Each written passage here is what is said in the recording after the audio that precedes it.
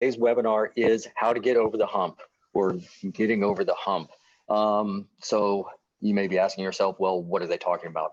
The hump can be considered anything that basically shuts you down in the middle of a run, in the middle of a race, and it basically your mind or your body telling you that you physically cannot go on. The hump can be mental and it can be physical. Mental, just your brain not wanting to do it and convincing your body that it needs to shut down and stop. Physical, more on the other side, is your body simply running out of gas. If you haven't had the proper nutrition to fuel yourself for the event, then it can happen as well. So we have marathoner, Boston qualified marathoner, I might add, Caitlin Donahue here today, and she's gonna share with her some of her experiences on how she's gotten through these tough parts in not just races, but also in training. So everybody welcome Caitlin. She's going to introduce herself real quick. So take it away, Hi, Caitlin. everyone. Thanks for joining. As Chris said, I have ran 5 marathons, going to run my 3rd Boston in October. So I'm super excited to get back into training and racing again. I miss races. I've been running since high school. I ran cross country and track and field.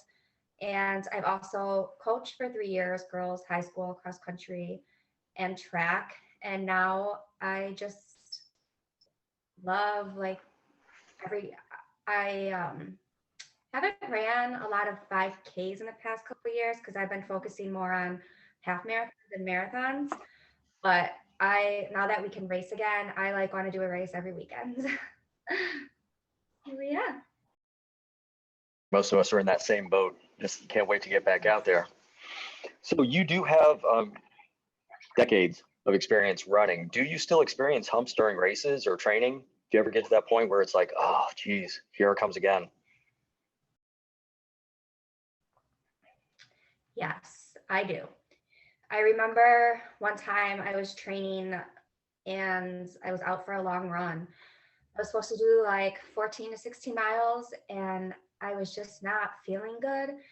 I stopped at mile 5 and I had to call my boyfriend to come pick me up because I was just needing rest. And it's okay to do that. You can take a rest day or 2 and get back with it. Don't worry about throwing your training off. It won't mess it up at all. You got to just trust in your training during a race. You're well prepared. You worked really hard for it. Just stay motivated, feed off the crowd and the other runners' energy. It will really help get you through it. So now, during an actual event, if this were to happen to you, where your body or your mind just says, you got to stop in a real race, what would you do at that point in time to go ahead and push through it? I would feed off the other runners' energy, the crowd. I would just keep telling myself, you worked really hard. You got this. And do you use any type of visualization or imagery techniques to help break through those tough spots? Yes. Just visualize crossing the finish line. It's a huge accomplishment. Everyone's cheering, getting that medal that you can just be so proud of and show everyone, taking your picture, posting it. You'll get tons of kudos, makes you feel really good. Celebrating, of course, after. Yeah, that's funny. Wayne Gretzky actually, we're talking about imagery. That was one of the things he has his teammates do as well. For those of you who don't know who Wayne Gretzky is, he's a hockey player, but they visualize as a team holding the Stanley Cup up at the end of the season after they win, the finals. And so it sounds like you do the same thing, just using the crowd and the celebration at the end. That's yes. Awesome. You always want that next medal and trophy to add to your collection, right? So you can brag about yourself. Sure. Absolutely. That's what Facebook is for, right? And Instagram and all that stuff. Let everybody know how awesome you are. Exactly.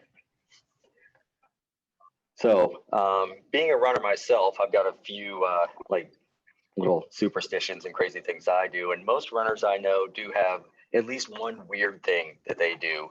And maybe not weird, but something that they always do definitely before a race and sometimes even before every run. Do you have any superstitions, lucky socks, certain nutrition, anything like that?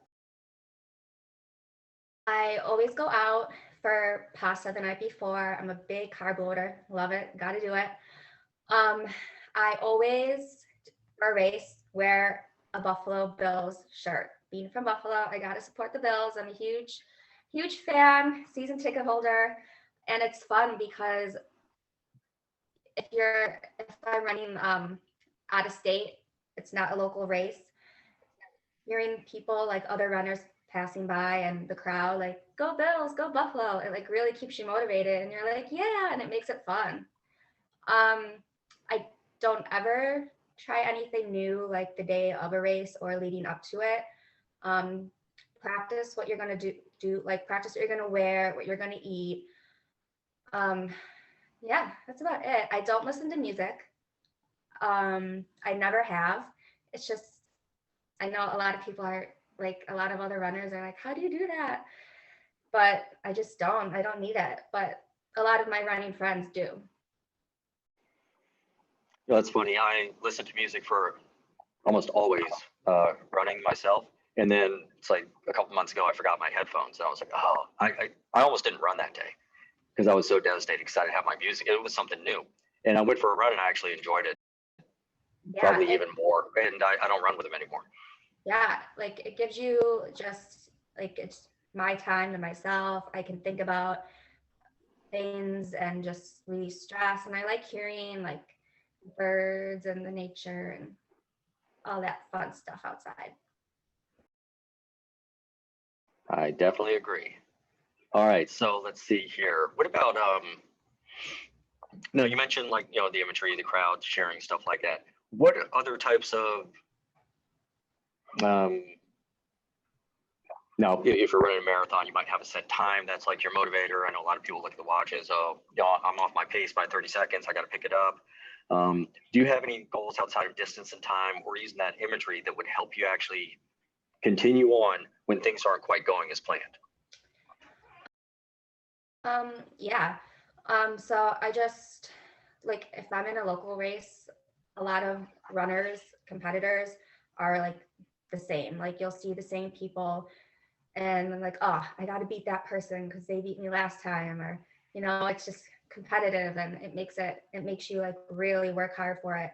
It's okay to not meet your goal, like just focus on finishing. It's still a huge accomplishment and you'll do it next time. Yeah, that's funny. So I see that a lot in the competitions I go to. It's all the same people in the crowds. You know, in my division, it's all the same guys. No matter where I go, pretty much in the country, we run across each other. And so now we're all really good friends, but we all have rivalries. So it does make it a lot of fun. You might beat this person this time, they might beat you next time, but it actually, I think it's really improved my running. But so that's a great point, though. Also, seeing somebody who they might not even know you, but hey, that guy beat me last time. That girl beat me last time. I'm gonna get him watch. That's funny. Okay, so the big question. Think about one time in an actual race situation where you almost quit, where you literally were about to throw in the towel. Let's hear about that one. Yeah. So it was about 3 or 4 years ago. I was running the Buffalo Half Marathon. It was really hot. It's always the Sunday. It would be this coming up Sunday,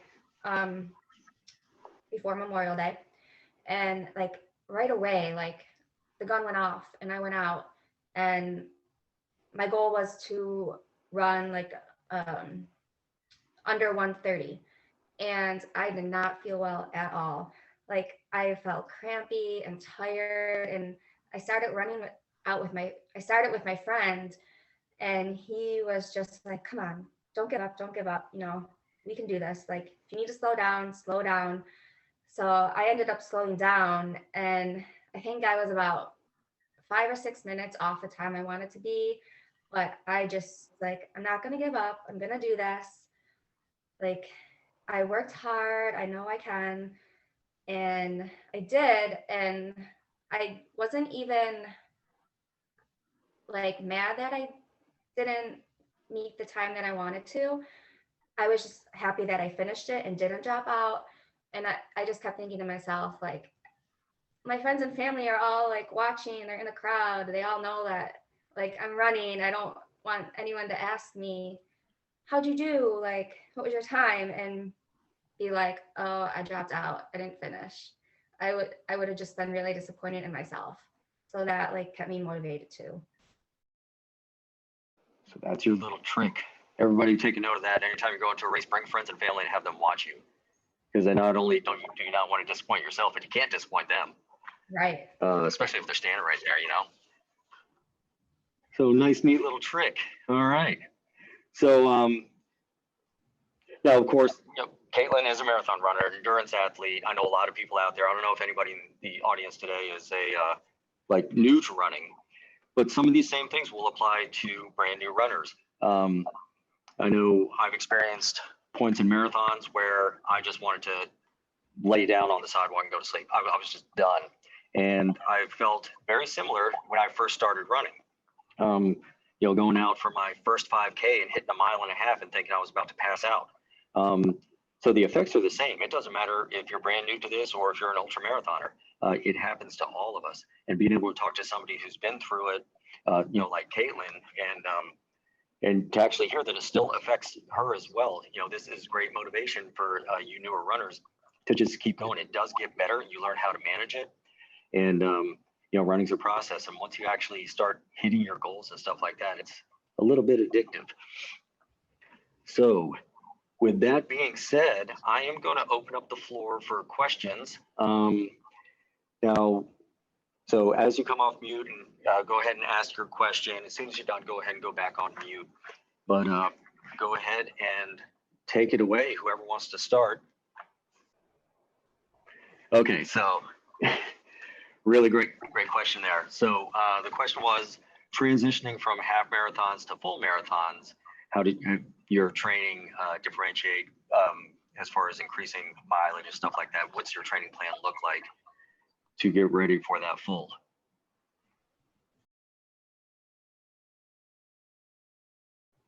Yes. So I ran my first marathon with one of my running friends who ran like 4 marathons before that.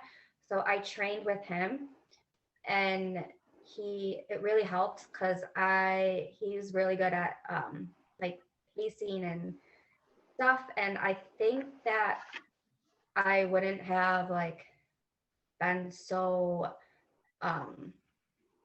like ready and well prepared. Just making sure that you do increase the mileage, nothing like too crazy, but you like those long runs are really important. Okay, so Caitlin, the training right now, she's at a long run of about 13 to 15 miles, and the marathon is not till November. When do you think would be good to transition from the half marathon training to actually start increasing mileage for the marathon itself?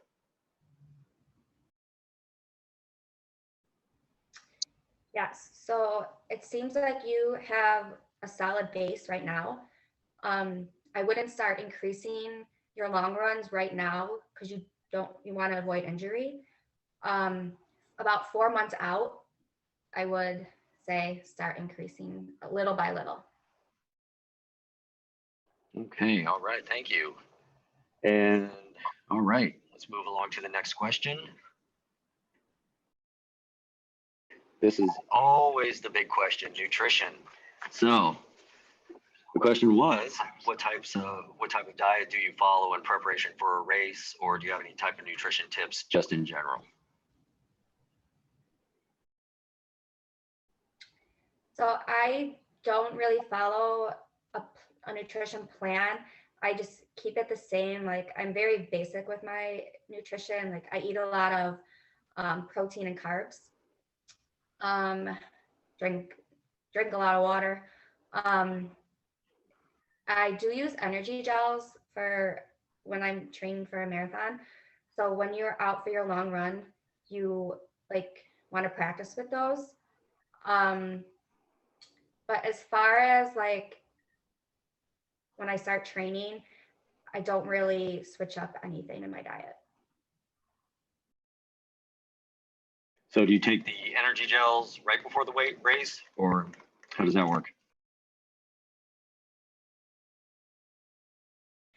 So I just kind of go off like my body and how I'm feeling. I think I take like 2 of them, probably around like mile 10, and then again maybe like mile 18. If it's a half marathon, I'll always bring them, but sometimes I won't use them. Sometimes I will. Again, like I just listen to my body, and if it's telling me I need one, then I'll take one when it's time. But yeah, I use the NU gel. New gel. I like those. Oh, of course. What's been your favorite race and why? Great question. So my favorite race was probably New York City Marathon. I just love, like, it was from start to finish, like it was just filled like with people, with crowds and cheering, and it was just like the perfect day. So when I ran both of the Boston marathons, it was like hailing and snowing and raining and like so cold. I actually got hypothermia the last time I ran it. People were just like dropping out right and left. So then you do have to like be well prepared for weather.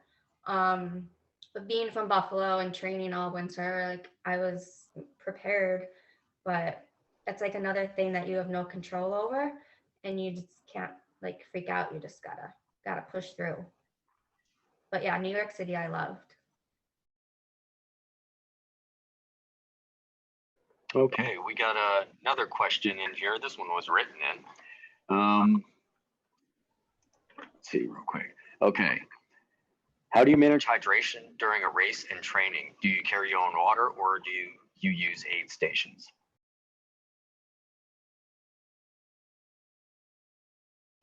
So during the race, I use the stations. Um, Even if you're not thirsty, it's so important just to take one at every station. You just got to keep hydrated.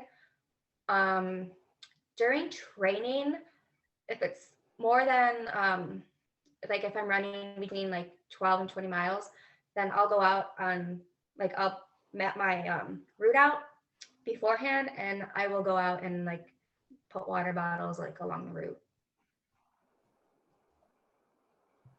Nobody steals them. No. Yeah, that's a great point. Yeah, check your race packet, check your hopefully race map where they have the water stations listed. I was in a similar race, not race really, it was Bataan Death March, high desert in New Mexico. And they had a water station at the base of the mountain and then at the top of the mountain, but nothing in between. And it was a brutal climb. So luckily I had a Camelback. Oh yeah, great point. So thanks for bringing that one up. All right, we got a little bit more time. Any other questions out there? Okay, so the question is, do you have any specific training program that you use that you think is top notch? Because there are, you can Google marathon training program and you'll get 1,000 hits. And so what sets the one you use apart if you use one?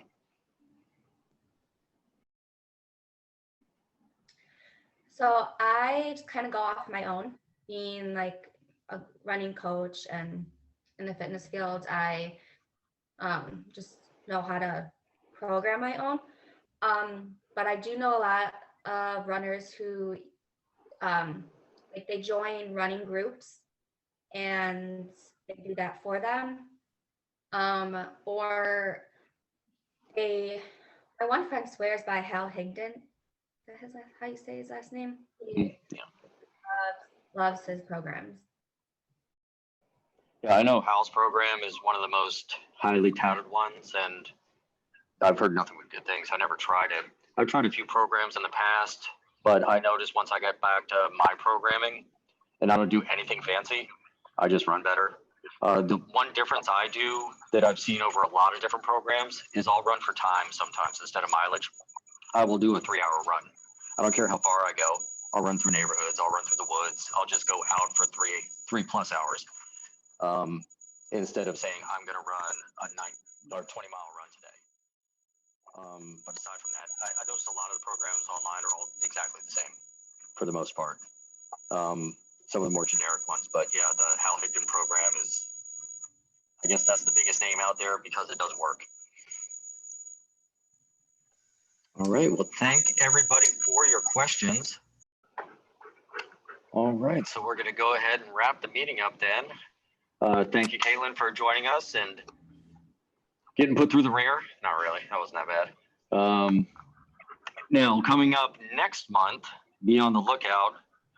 We are going to have another webinar. This one's going to be about kind of like the Murphy's Law of running. We're going to cover how do you react when literally everything goes wrong.